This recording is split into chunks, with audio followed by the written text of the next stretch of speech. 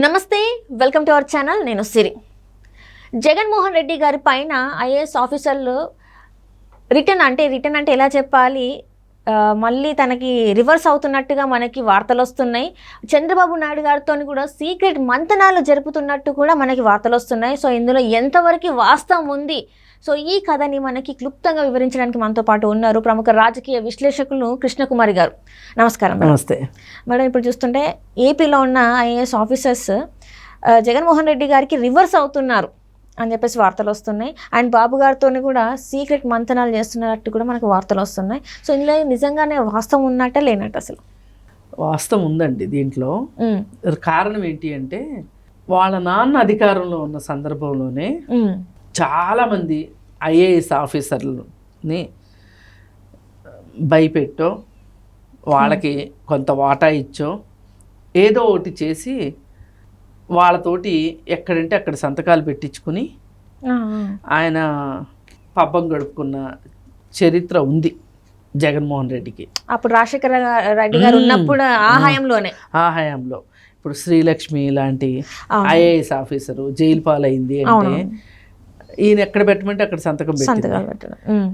పైగా ఈ కథ అంతా వాళ్ళ ఆయన నడిపించాడు అంటారు. ఆయన మురళీకృష్ణ అని చెప్పి ఆయన ఇంకొక ఐఆర్ఎస్ ఆఫీసరు, ఆయనే నడిపించారు. శ్రీలక్ష్మికి ఏం తెలియదు పాపం అని అంటారు.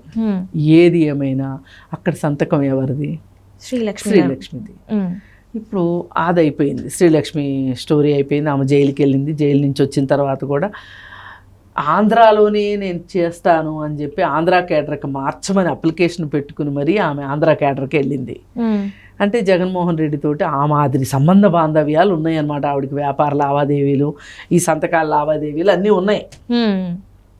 సరే, ఇప్పుడు ఈ గత 5 ఏళ్ల కాలంలో కూడా ఐఏఎస్ ఆఫీసర్లని ఏ విధంగా రిటైర్డ్ ఐఏఎస్ ఆఫీసర్ని ఎలా వాడుకున్నాడు, ప్రస్తుతం ఉన్న ఐఏఎస్ ఆఫీసర్ని ఎలా వాడుకున్నాడు అనేది చాలా చాలా సందర్భాలు.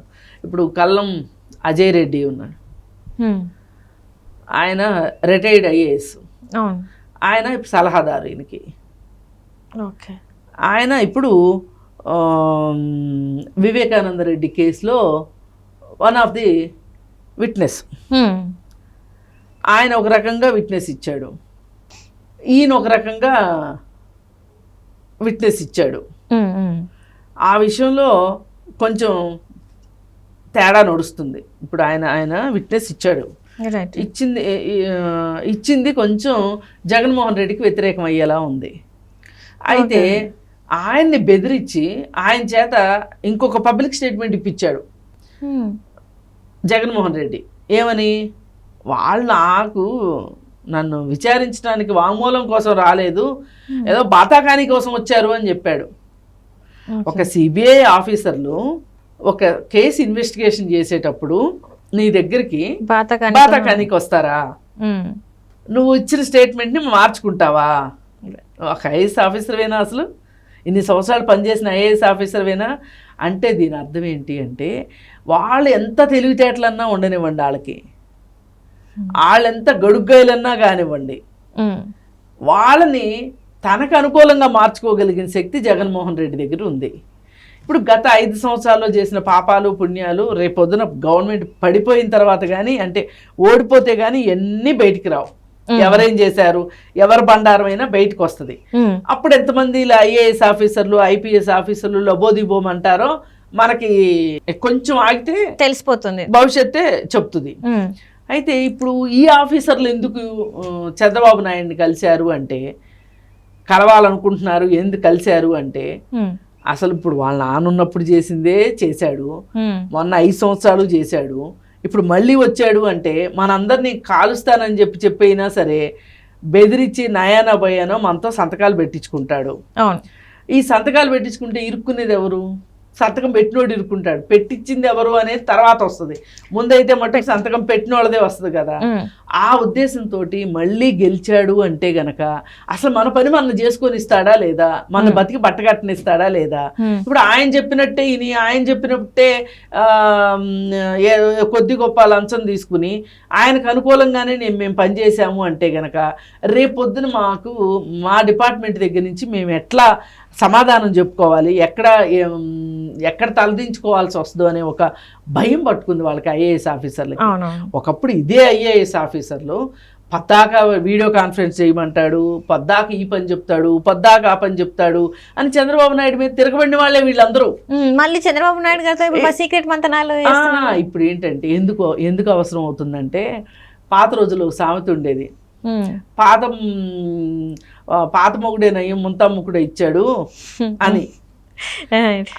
అట్లా ఇక్కడ మనం ఏ చంద్రబాబు నాయుడిని అయితే పని రాక్షసుడు, మన బతకనివ్వట్లేదు, మనకి రోజంతా పని చేయిస్తున్నాడు అని చెప్పి ఆయన్ని పక్కన పెట్టాము, ఆయన హయామే బాగుంది, కనీసం మన మీద కేసులు రాకుండా ఉంటాయి అని ఆలోచించి ఎందుకైనా మంచిది సందకాడే సర్దుకుంటే పోద్ది అని చెప్పి చంద్రబాబు నాయుడిని కలవటం వెనకమాల ఉద్దేశం అది అన్నమాట. ఇప్పుడు వచ్చాడు అంటే మళ్ళీ ఇంకా బిగిసిపోతాడు, ఇంకా బిగిసిపోయి ఇంకేం పనులు చేయిస్తాడు మనతోటి. చేస్తానంటే ఒక బాధ, చేయనంటే ఇంకొక బాధ. ఏదో సామెత ఉంది కదా, కరవమంటే కప్ప కోపం, విడమంటే పాము కోపం అన్నట్టు. ఇంకా అసలు మన పరిస్థితి ఏంటి అనే ఒక భయంలోకి అయితే మటుకు వాళ్ళు వెళ్ళిపోయి అమ్మో చాలా కష్టం అని వెళ్ళారు కదా. మరి ఆయన ఏం మాట్లాడారో వాళ్ళు ఏం మాట్లాడారో ఏమో, కానీ ఏది ఏమైనా సరే ఆయనతో మీటింగ్కి మట్టుకు వాళ్ళు తహతహలాడుతున్న మాట వాస్తవం, ఆయన అపాయింట్మెంట్ ఇచ్చాడన్నది కూడా వాస్తవం. అయితే ఇక్కడ చూస్తున్నట్టయితే మేడం, ఇన్ని రోజులు ఈ 5 సంవత్సరాలు నోరు తెరవని ఇంతమంది ఐఏఎస్ ఆఫీసర్లు ఇప్పుడు సడన్గా తెరిచి ఇప్పుడు బాబు గారితో భేటీ అవ్వడానికి గల కారణాలు ఏంటంటే, ఇన్ని రోజులు భయపడి నోరు మూసుకున్నారా, లేకపోతే ఇప్పుడు 2 నెలల్లో ప్రభుత్వం ఎట్లా పడిపోతుంది కదా, సో ఇప్పుడైనా చెప్పుకుందాం అని చెప్పేసి అనుకుంటున్నారా? ఇప్పుడు ఈ ఐఏఎస్ ఆఫీసర్లు ఎవరైతే ఉన్నారో రేపు ఎలక్షన్ కోడ్ వచ్చిన తర్వాత ఇక జగన్మోహన్ రెడ్డి పెత్తనం ఏముండదు ఈ ఐఏఎస్ ఆఫీసర్ల మీద, కేవలం ఎన్నికల సంఘం పెత్తనమే ఉంటది. ఇక ఆ తర్వాత రేపు పొద్దున ఎట్లయినా ఓడిపోతాడు అనే ఒక టాక్ వచ్చింది కాబట్టి వీళ్ళు కూడా దాన్ని నమ్మి ఇప్పుడేమో మనకి ఎలక్షన్ కమిషన్ పెత్తనం, రేపు పొద్దున ఎవరైతే గెలుస్తారో వాళ్ళది పెత్తనం. ఖచ్చితంగా ఉన్నది ఇద్దరే ప్రత్యర్థులు కాబట్టి చంద్రబాబు నాయుడే గెలుస్తాడు, ఏదైనా ఉన్నంతలో చంద్రబాబు నాయుడే నయ్యం అనే ఒక అవగాహనకి అయితే వాళ్ళకి బాగా అసలు కళ్ళు బాగా తెరుచుకున్నాయి అని అర్థమవుతుంది. దీన్ని బట్టి ఏదైనా ఇది మంచి పరిణామమే.